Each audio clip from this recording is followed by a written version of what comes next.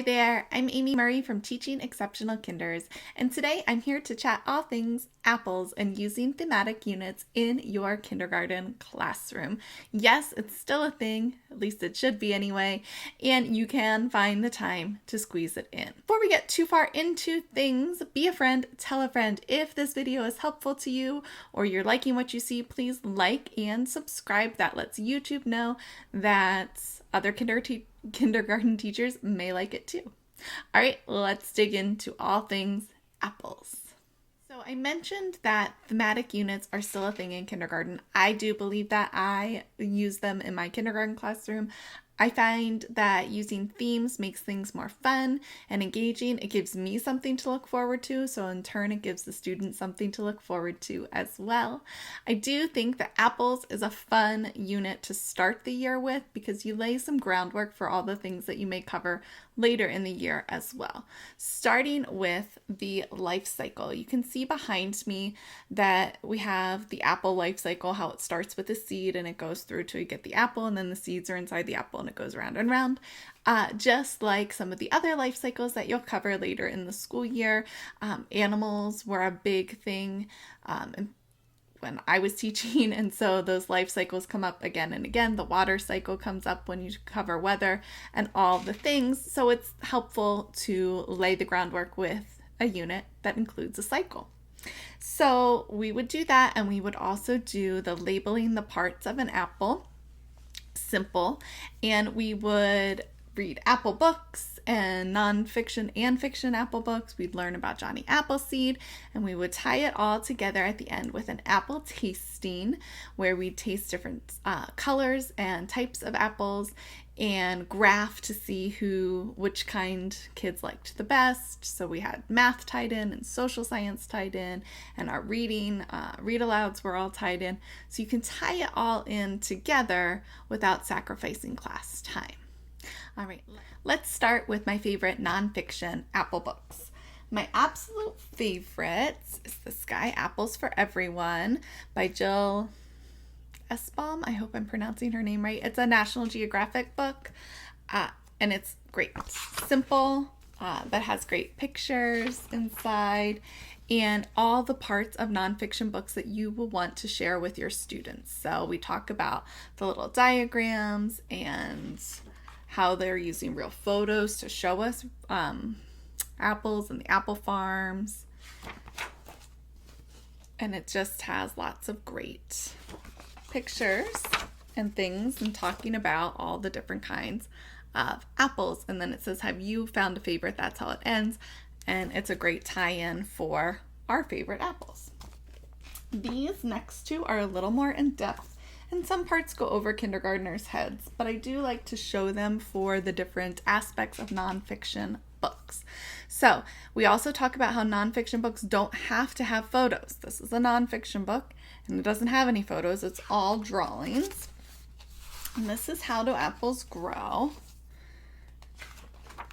And once we get into it, this has a little bit more in depth about pollination and all of those things, but at least it shows some different labels like we use in nonfiction books and things like that. So I would gloss over that part because it was a little above kindergartners' heads, but the importance of bees is there. And then it talks about finding the star inside of the apple, so then you can do that in real life and cut an apple in half and show them the star. And so this one I didn't necessarily read every word to, but we would use it. And then the last one is Apples by Gail Gibbons. Gail Gibbons writes awesome nonfiction books for kids. And again, it is drawings and not photos, but it is still fiction. And then you can see how she's got the different parts of nonfiction in there. Maybe a little problematic with the Native Americans and things, but you can skip over that part too. It shows the different stages of an apple, and then here is your diagram, your labels, and all of that good stuff that nonfiction books are supposed to have. It also has some how to plant apple trees. It's got lots of good stuff for kids in there. So those are the three of my favorite nonfiction books. There's also a great book that I got from Scholastic many moons ago, Johnny Appleseed, that talks about Johnny Appleseed and his story. So that's a good one to introduce him. And then my favorite fiction book is called Apple Trouble.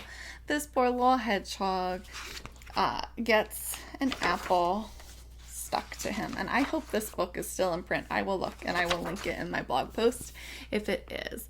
But Hedgehog built his winter nest. He's ready. And then plop.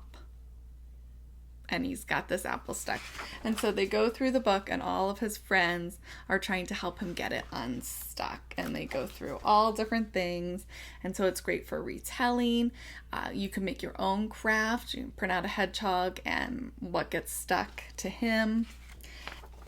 And I mean, by the end, it's just comical. He's got all this stuff stuck to him. And then he meets Goat.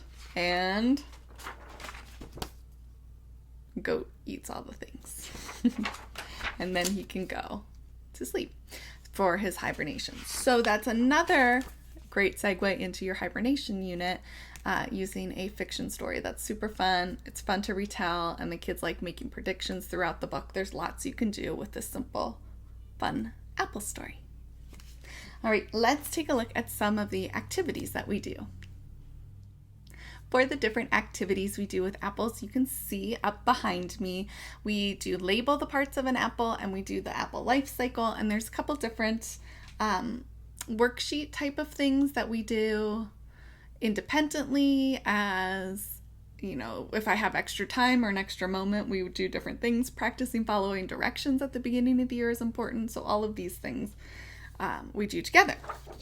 So they have their apple life cycle paper, where we would do it together as a class in the pocket chart. My pocket chart here in my office has really shallow pockets. A pocket chart that has the actual, bigger pockets would fit those arrows fine. At school it worked just fine, but here at home, different story. So they can cut this part out and work along with you, or you can do it as a class and send them to their seats and they can do it that way. The other is there is a labeling worksheet. Looks exactly the same as that. So they just cut out the words and label their parts of their apple. And then the other things that are included are the apple tree in all seasons of the year. So you have your winter, spring, summer, and fall. Kind of, right? We pick apples at the beginning of fall, so that can be a little, but you get it, the idea. Just the tree throughout the year. And then the last one is just really focusing on colors. So you could do this as a following direction. All right, everybody, we're coloring this apple red. This apple says green apple. This apple says yellow apple. So those are three of the colors apples can be. And now they can almost be any color. These are called pink lady apples. My girls are obsessed with them and they're almost pink. So, all bets are off as far as apple colors go anymore. But those are just the three basics that are included there. Another simple activity that we do are these little apple readers. So it goes through the parts of the apple life cycle, basically. So all about apples, and it's written pretty simply. I'm not saying they're decodables, but pretty simple. So apples are fruits that grow on trees and they can color. And then they grow from seeds. Seeds turn into a tree. The tree gets the buds. And then the flowers, and then the apple, and then at the end, it also shows all of the parts of an apple, and that way they can take this home and share what they learned with their parents if you're not sending home their printables right away. So that gives them something concrete to keep and practice reading in the classroom, and then send home for parents to share their learning at home. And kids love having little books. There's just something about it. I should mention that all of the printables, so this book and the printables for these guys, are included in a digital format for Seesaw as well. So if you are using Seesaw, your students can do these worksheets and interactively on Seesaw. So that's also an option for you. Then one of the last fun projects that we did with apples as far as crafting goes comes from my Tree for All Seasons. It's our Tree in All Seasons pack, and we made apple trees. So in this version, we colored the top of the tree green and the trunk, and then we used tissue paper and glued the little apples to the tree. The kids enjoy doing this. It's a great independent center because it doesn't have that many steps and they can get it done during a center rotation. I've done it some years where they used green tissue paper for all the leaves. It takes forever at the beginning of the year. It's a lot to ask of little kids. But you could also use pom-poms. You could use paint sticks.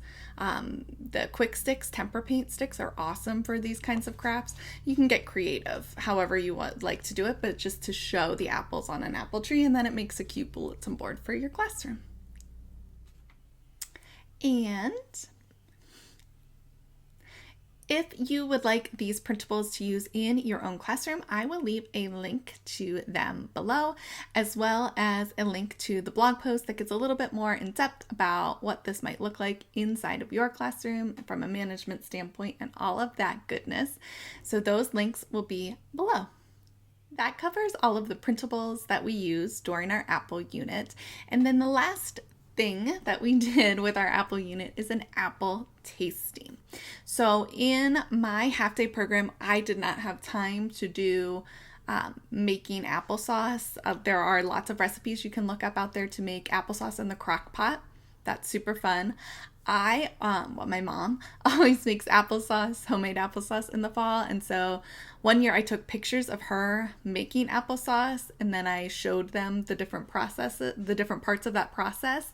And then we tasted her homemade applesauce. So that was fun.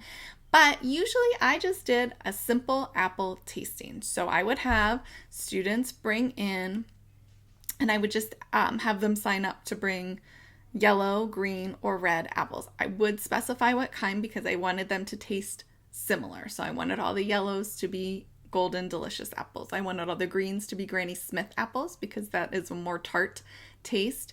And then for red, you could use Red Delicious. You could use Honeycrisp is sort of a marble. That's my favorite, and it has a distinct taste to it. These are Pink Lady apples. That's what my kids are obsessed with right now at home.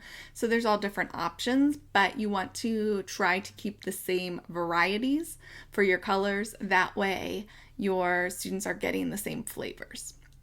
Because then while they're tasting, you'll describe them. You can do an anchor chart of, how did the green ones taste? They were a little bit sour. The red ones were super sweet. The yellow ones were whatever, and you can describe the different tastes and textures of the apples. And then at the end, you give each kid an apple, little paper, they color what color they liked best, and then you put together a cute little graph to show what kind of apples they liked. And that can culminate your Apple unit. I hope you got some great tips here today to use in your kindergarten classroom. As always, please like and subscribe so other teachers can hear these tips as well. And if you need me, you can always get me at my email. It is amy@teachingexceptionalkinders.com. And you can always find me on Instagram @teachingexceptionalkinders. Until next time, have an exceptional day.